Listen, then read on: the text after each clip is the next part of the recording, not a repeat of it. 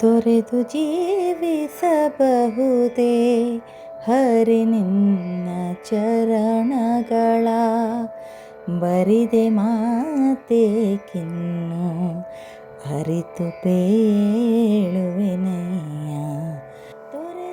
ಕನ್ನಡ ನೆಲದ ಕ್ರಾಂತಿಕಾರಿ ಸಂತ ಕನಕದಾಸರ ಜನ್ಮಸ್ಥಳವನ್ನೊಮ್ಮೆ ನೋಡಬನ್ನಿ. ಇದು ಹಾವೇರಿ ಜಿಲ್ಲೆಯ ಬಾಡ. ನೀವು ಪುಣೆ ಬೆಂಗಳೂರು ಹೆದ್ದಾರಿ NH4ನಲ್ಲಿ ಪ್ರಯಾಣಿಸುತ್ತಿದ್ದರೆ ಹೆದ್ದಾರಿಯಿಂದ ಕೇವಲ 3-4 ಕಿಲೋಮೀಟರ್ ಅಂತರದಲ್ಲಿ ನಿಮಗೆ ಸಿಗ್ತದೆ ಈ ಪುಣ್ಯಕ್ಷೇತ್ರ. ದಾಸ ಸಾಹಿತ್ಯ ಅಂದರೆ ಕೇವಲ ಭಕ್ತಿಯಲ್ಲ, ಅದೊಂದು ಸಾಮಾಜಿಕ ಕ್ರಾಂತಿ.